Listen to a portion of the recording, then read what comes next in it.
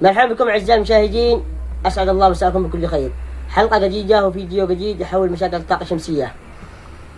فيديو اليوم سبب تعطل بطارية السيارات، وهل وجود الكربونات والأملاح على أقطاب بطارية السيارات تؤدي إلى تلف البطارية مبكرا أم لا؟ شاهد الفيديو واعرف السبب واعرف النتيجة واحكم بنفسك. نبدأ نشرح حول أقل الأقطاب، هل تؤدي الكربونات إلى تسبب في تلف أقطاب البطارية أم لا؟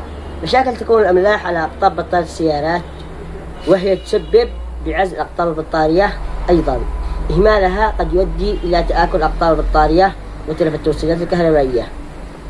طب إيش السبب تكون هذه الأملاح على أقطاب البطارية؟ نشرح لكم خطوة خطوة. رقم 1، سبب التفاعل بين غاز الهيدروجين الذي ينبعث من البطارية أثناء الشحن والتفريغ المتكرر للبطارية. تفاعل غاز الهيدروجين مع مادة الرصاص التي يصنع منها البطاريات تكون ترسبات ملحية على أقطاب البطارية. طيب، نجيب لكم خطوة ثانية، معلومة مهمة. إذا كانت الترسبات والأملاح على القطب السالب في البطارية السيارات، معناها أن البطارية شحنها أقل من المطلوب من الدينامو، وجود خال في الشحن. أما إذا كان شحنها أكبر من المطلوب في القطب وتظهر في القطب الموجب ترسبات وأملاح، معناته أن البطارية شحنها أكبر من المطلوب في القطب الموجب. طيب، شرحنا لكم إذا كان في قطب الموجب في القطب السالب. الآن نشرح لكم إذا كان الأملاح ظاهر في القطبين والتسربات الملحية. طيب، إذا كان على القطبين ويحدث فترة طويلة ما بين 6 أشهر أو سنة، فهذا أمر طبيعي ولديه علاقة برطوبة الجو.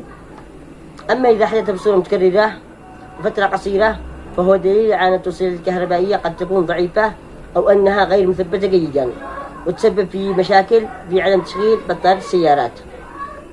طيب، هذه الخطوة الأولى، حماية أقطاب البطارية من تكون أملاح وترسبات.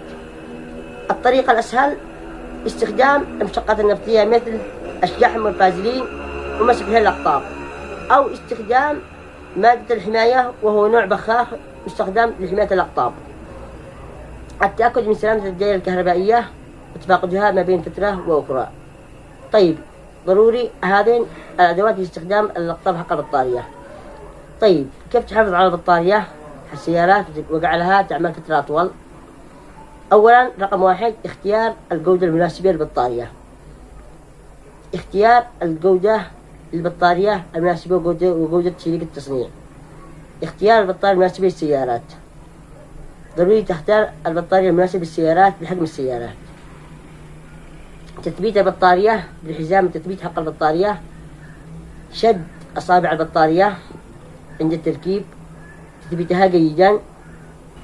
أخيرا يا أحباب، توضع الشحم على أقطاب البطارية لحمايتها من الترسبات والأملاح التي تظهر على أقطاب البطارية. هذا ملخص لحل مشاكل البطاريات حق السيارات. أخي المشاهد، لا تنسى الاشتراك في القناة وتفعيل الجرس دعما لنا لنستمر بنشر المزيد إن شاء الله. نراكم في حلقة جديدة إن شاء الله.